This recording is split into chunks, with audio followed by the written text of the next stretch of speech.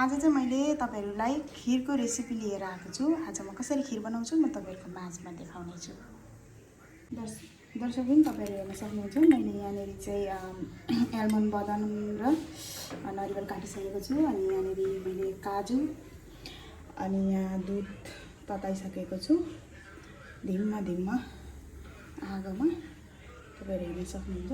दर्शकबिन तपाईहरु हेर्न सक्नुहुन्छ मैले चामल चाहिँ मैले आज दिनभरि भिजाएको छु अनि मैले त्यो चामल भिजाएको अनि यहाँ लगाएको भिडियो गर्न पाइन किनकि मैले काजु बदाम अनि आलमन्ड काट्दै थिएँ अनि नरिवल काटेको कारणले गर्दाखेरि मैले छिटो गर्दाखेरि भ्याइन अनि यहाँनेरि चाहिँ दुधसँग तेजपत्ता लगाएर पहिलेबाट दुधलाई उमाल्ने अनि उम्लिसकिसकेपछि चाहिँ यो चामल जुन भिजाइएको छ त्यो लगाउने अनि जुन मैले लगाइसकेको छु अनि त्यसपछि अब बिस्तारै यो कराईमा टाँसिन नदिकन चलाउने। तपाईहरु देख्न सक्नुहुन्छ उम्लिँदैछ। अब उम्लेको बापत अब सररसँगले काजु बदामहरु तेजपत्ताहरु अनि सुकमेलहरु लगाउने। तपाईहरु हेर्न सक्नुहुन्छ यहाँनेरि छ सुकमेल। मसँग सुकमेलको पाउडर थिएन यसकारण मैले सुकमेलको सिंगै दानाहरु लाइरहेको छु। यहाँ तपाईहरुले देख्न सक्नुहुन्छ। तपाई यहाँ देख्न सक्नुहुन्छ बदाम काजु अनि नरिवल यो पनि म लाउँदै छु। सट्ट अब मजाले चलाउँदै किनभने मैले यहाँ अलिक धेरै पकाएको कारणले गर्दाखेरि कराई सानो भएकोले गर्दा बाहिर निस्किन गइरहेको छ।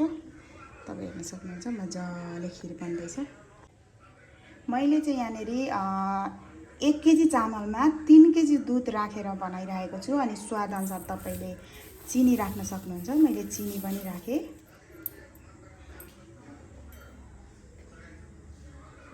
हेर्न सक्नुहुन्छ हाम्रो खिर एकदम क्रिमी पाराको बनिरहेको छ। उम्लिँदैछ पनि सक्नुहुन्छ क्रिमी पाराको है।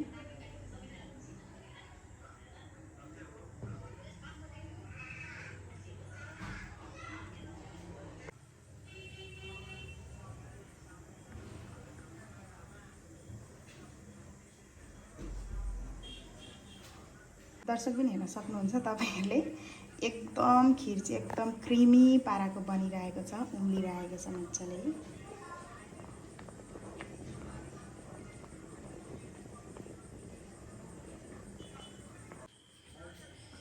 दर्शक पनि हेर्न सक्नुहुन्छ क्रिमी वाउ दामी खिर बनेको छ।